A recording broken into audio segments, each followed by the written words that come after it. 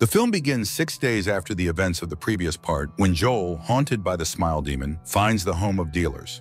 He waits for one of the brothers to drive up to the house, pulls a mask over his face, and, threatening him with a gun, takes the guy hostage. The guy tries to intimidate Joel, but Joel shoves him into a room where the second dealer is sitting.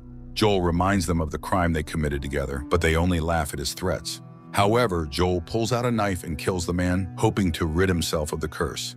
His brother immediately shoots Joel, wounding him, but he himself dies from Joel's bullet.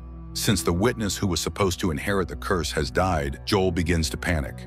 Just then, he hears noises from the next room and finds a drug buyer begging him not to kill him. Joel apologizes to the guy and steps outside, only to be caught by the dealer's accomplices. He manages to escape through a side exit to the street, where he is hit by a car and literally smeared across the asphalt, leaving behind a trail resembling a giant bloody smile.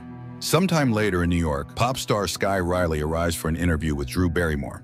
Despite a successful career, Skye has issues with substances and alcohol and is still recovering from a car accident in which her boyfriend, actor Paul Hudson, died.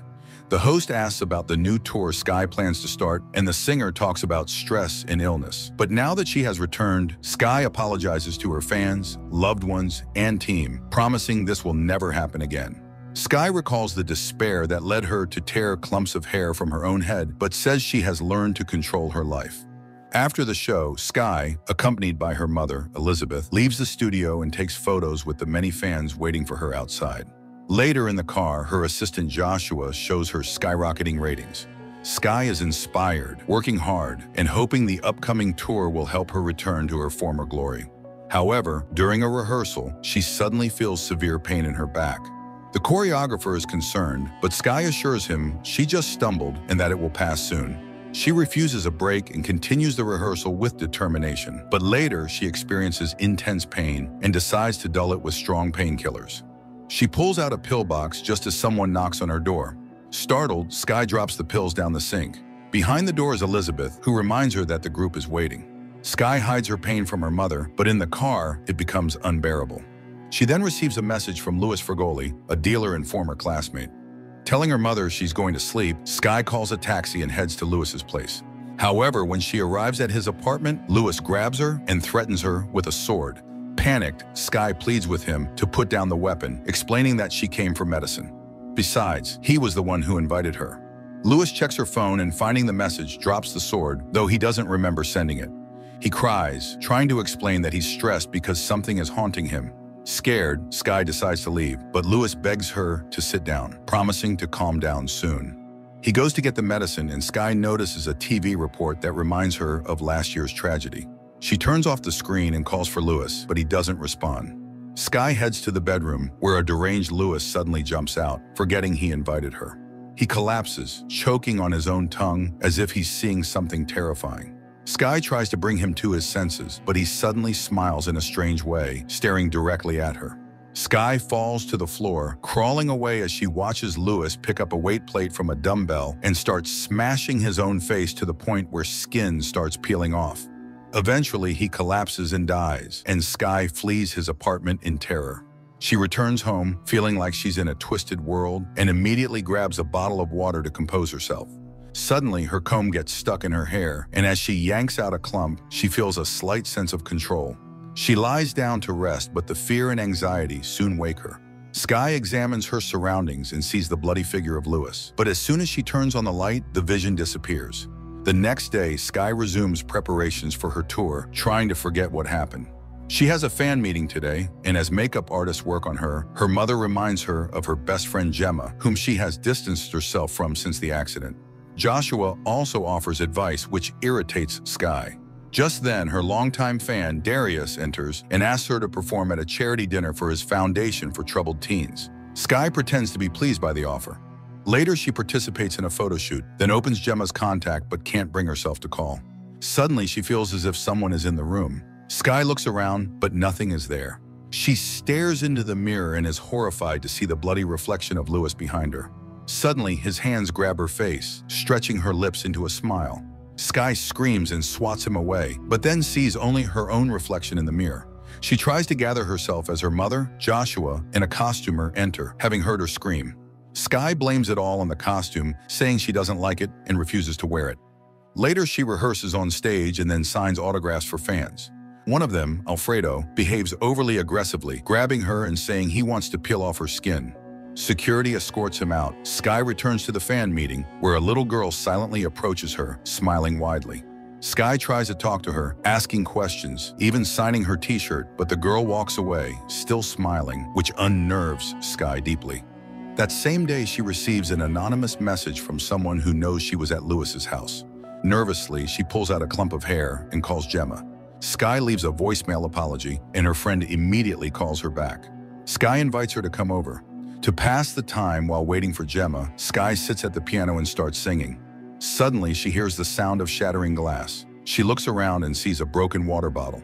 Skye goes to get a mop and finds a t-shirt she signed for Alfredo, as well as his belongings, including stained underwear, scattered across the floor. She thinks Alfredo is standing at the end of the dark hallway, about to attack her. Terrified, she rushes to the door, where Gemma meets her. Gemma doesn't understand what Skye is afraid of, and Skye looks around, seeing the water bottle intact on the table. Skye hugs Gemma, surprised to hear she called her an hour ago. She reaches for the water bottle again, which concerns Gemma, but Skye explains that it's her therapist's advice. Water helps her realize the situation is under control. Skye apologizes for past mistakes and tells Gemma about the incident with Lewis. After listening, Gemma agrees to stay the night. Suddenly, Skye sees herself in a wrecked car. Her face is bloodied, her leg broken, and she's in immense pain. Beside her lies her boyfriend Paul's body. Skye cries for help and wakes up in her bed. She shares her thoughts with Gemma about the darkness she felt within herself long before the car accident, and her friend calls her a horrible person. Skye calls out to her, but Gemma gives her a demonic smile. A car horn sounds, causing Skye to fall off the bed. When she stands up, she hears her friend's voice saying she's already up and has made breakfast. Realizing she's late, Skye panics as Elizabeth enters, scolding her for missing rehearsal. She hurriedly gets ready and goes with her mother. Arriving, she apologizes to the group and after warming up, steps onto the stage. They perform the routine, but suddenly Skye sees Paul's image in front of her. Immediately, she feels excruciating pain in her broken leg and collapses. Skye accuses one of the dancers of throwing her off balance, but the choreographer, who watched closely, saw no such thing. Furious, Skye storms into her dressing room, but finds it trashed, accusing Joshua. Elizabeth points out that Joshua has been with her all day. A tense argument ensues. Elizabeth reminds her that they all took care of her after the accident, and now she owes it to them to ensure the tour happens. Skye begins to realize how strange she must seem to those around her. In the evening, Skye attends Darius's charity event. Standing backstage, she receives yet another anonymous message about her visit to Lewis's, smudges her lipstick nervously, and steps out to the audience. While reading a greeting speech from the teleprompter, the text suddenly stops, and Skye improvises a small speech that turns into a personal monologue about her struggles with substances. The teleprompter resumes, and Skye, not thinking, invites Paul Hudson onto the stage, shocking the audience. She then sees Paul in the crowd, smiling and approaching her. Skye yells at him to stop smiling. An elderly lady nearby tries to help her, but Skye sees Paul and her and shoves the woman off the stage, horrifying the crowd before fleeing. Returning home, Skye keeps receiving messages from an unknown number. The stranger knows what she sees and feels. He sends her a video of Lewis's documented experience with the demonic entity.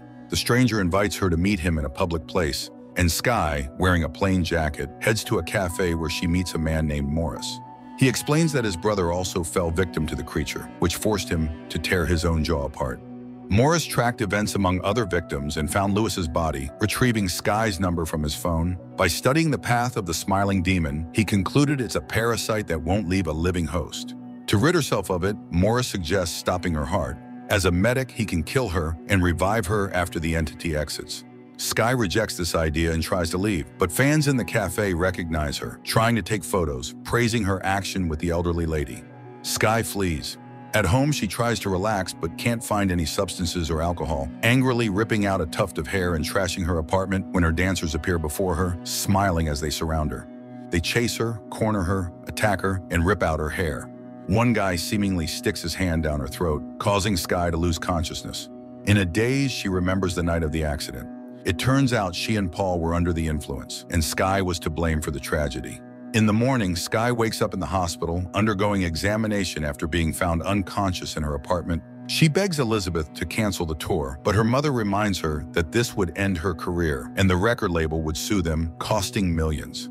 When Skye accuses her mother of caring only about money, the entity appears before her as Elizabeth, forcing her to shatter a mirror, injure herself, and gouge out her own eye. Skye runs to the door, finding a shard in her hand, her robe soaked in blood. She sees her mother lying dead and tries to flee, but Joshua notices the blood on her clothes. Doctors and security try to help her, but she grabs a guard's gun and, threatening them, escapes. Outside, she meets Gemma, forcing her driver at gunpoint to hand over the car so she can go to Morris. Gemma insists on driving, but along the way, the real Gemma calls Skye, as the entity has been posing as her friend all along. Skye screams that she won't let it control her and convinces herself that the demon is only in her head.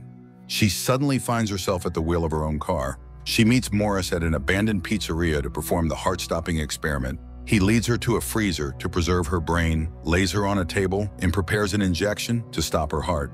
Exactly 8 minutes later, he will inject adrenaline to revive her. Skye confesses she's doing this because she ruins everything good, destroying the lives of those around her. As the process begins, Morris leaves the freezer, and the entity appears before Skye as herself on the night of the accident. It attacks her, stretching her lips into a smile with its thumbs, but Skye bites off its fingers, grabs a syringe with medicine, and injects it into her neck. But the entity laughs, declaring that this isn't reality, and advises her to tear everyone apart. The next moment, Skye finds herself on stage. Elizabeth is alive, in the crowd with Joshua and Darius, among hundreds of fans. Skye sees the monstrous entity emerging from her body before crawling into her mouth. She collapses in front of her fans, but then rises and smiles.